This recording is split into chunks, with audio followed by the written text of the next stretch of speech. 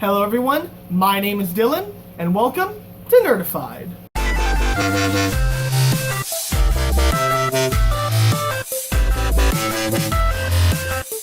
All the way back in 2005, the Canadian broadcasting station YTV held a competition where multiple miniseries would be aired in between regularly scheduled shows. The audience would vote on their favorite, and the winner would get its own full-length series. Now, being pretty young at the time, I don't remember many of the shows that were shown for the competition. I do remember two quite clearly, the first being the eventual winner, Sidekick. The other one was a very unique show known as Rotting Hills. As I stated before, Rotting Hills was a miniseries that ran for about 5 episodes, with each episode being about 5 minutes long, really only giving us a taste of what the entire series could have been. To sum the plot of Rotting Hills up, Rotting Hills follows 10-year-old Clark McWeeble as he and his family move into Rotting Hills, the formerly known as Restful Hills, a small town in the country. Soon after they move into their new home, which is a former funeral home by the way, it becomes quite obvious that there is something off about their fellow residents of Rotting Hills. As it would turn out, the entire population of Rotting Hills is made up of zombies. Together with his new zombie friend Zoe and Buddy, her undead dog, Clark begins his new life among the living impaired. The animation in Rotting Hills is actually quite impressive for what it was. I mean, considering that when you add all the episodes together, the time comes together to be around the length of your average episode of a kid's TV show, Rotting Hills probably didn't have the biggest budget. Well, not as clean-cut or flowing as, say, Fairly Odd Parents or SpongeBob SquarePants, it is still quite good. The characters move fluidly, their mouths match up nicely with their voices, and the art style is just very unique and well drawn. It is very easy to distinguish between the living and dead characters, as the few human characters in the show, namely Clark and his parents, have simple designs. The zombies, however, are quite varied in both size, shape, and color. From big hulking zombies with skulls for faces, to zombies that look like they could very well be undead versions of your neighbor, some wearing business suits and some wearing sports apparel. Each zombie has a unique design, and it's nice to see that the animators didn't just make all its zombies generic looking. Colors are very important to any cartoon series, and how you use them can help make or break it. Rotting Hills uses colors in an interesting way. Instead of using bright colors to match the comedic tone of the show, the animators instead filled the environment with dark, muted colors, which matches the macabre nature of the show. A lot of purples, dark greens, and blue is used, especially for the background. Now, this can turn some people off. However, due to the low budget and, as I said, macabre setting, it works. Besides, the backgrounds aren't completely void of details. You can see shattered windows of houses in town, and down in the sewer you can see broken walls, cracked pipes, and grime covering every inch of the place. The animators made do with what they had, and it works. I would last like to say that I really liked how they handled the colors for the zombies themselves.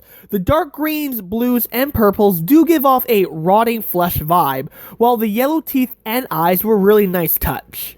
They managed to make these creatures quite obviously zombies without making it too grotesque for the kids. Shuffling over to the characters, our two main characters are of course Clark and Zoe, a zombie girl that Clark befriends. Clark starts off as quite the coward in the first 2 episodes, completely horrified at the thought of living in a funeral home in a town full of zombies. He jumps at every little thing, and can't stand the thought of being near these walking corpses. Even Zoe unsettles him at first.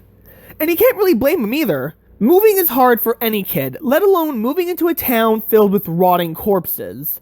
However, by episode 3, he seems to have toughened up a little bit, as he is willing to dive headfirst into an office full of zombies when he thinks his dad is in trouble, and by the last 2 episodes, it would seem that Clark has gotten used to everything, though still unsettled by things here and there. Zoe, meanwhile, comes off as a very nice foil to Clark, and personally, I like her character better than his.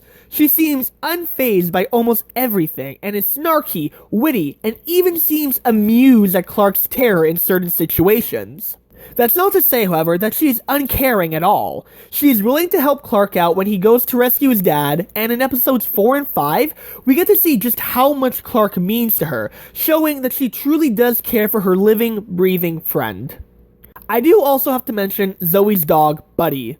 While he doesn't have much of a character per se, he is incredibly funny to watch, whether he's dancing or just kicking ass. He even saved the day on a few occasions. The only other character worth noting is Clark's dad. This man. Oh my god. This guy is stupid. You want to know how stupid? I can honestly say that this man is as stupid as a zombie. Hell, some of the zombies are smarter than him. He is completely oblivious to everything around him and refuses to accept the truth that Clark keeps trying to tell him. The town is populated by zombies. Even Clark's mom knows something isn't right with the town, but his dad, oh no. He makes up excuses for everything. The smell of rotting corpses? Swamp gas. A rat inside a zombie's mouth? She's just really close with her pet. The list goes on. But I will admit, it does set the show up for some good comedic moments, and I honestly can't hold it against him. But seriously, no one is that stupid. Speaking of comedy, let's moan our way over to the writing. The writing in Rotting Hills is quite clever, funny, and of course, macabre. While I will admit none of the jokes made me burst out laughing, the comedy is there, and it is quite funny. I know I keep bringing this up, but Rotting Hills was only 5 minutes per episode, and it can be hard fitting in a discernible plot and clever jokes into that 5-minute time limit, and the writers did a very good job, I find. Short, yet somehow over-the-top scenarios, and in 1 or 2 episodes actually had a very good message within them. I'm not going to spoil anything, as it really needs to be heard firsthand in order for it to hit hard, but the plot is good. Alright, so we've talked about the plot and characters, but what about the acting? Well, the voice acting is actually really well done in the show. The voice actors did a very good job in voicing their characters. The reactions were believable, there was chemistry between the voice actors, and therefore between the characters, especially between Clark and Zoe. However, in a show full of zombies, the talking characters are not the only voices to take into consideration. The zombie noises were very well done. They were obviously zombies, but they weren't over the top, which can be just as bad as not over the top enough. All in all, a great job on the voice acting. Honestly, this show is so full of missed opportunity. While Sidekick wasn't a bad show, I think that Rotting Hills was a much more unique concept and had so much promise if it had just been allowed to become a full-length series. There was so much they could have done in this world. One of the things I would have loved for them to have gotten into eventually would have been explaining just what happened to make the town a zombie hotbed. Some of the one-shot characters also could have been good as reoccurring characters as well, one of them in particular. All in all, Rotting Hills was a blast from my past, with a lot of fun and interesting concepts that could have been so much more. If you haven't seen it yet, but this review has piqued your interest, or if you, like me, remember the show from your childhood, I highly recommend watching it, and you can actually find all the episodes right here on YouTube. And if you have seen it, let me know what you thought of Rotting Hills. Did you enjoy it, or did you think it stunk like a corpse? Let me know in the comments below. Until next time, guys, this is Dylan with Nerdified, signing out.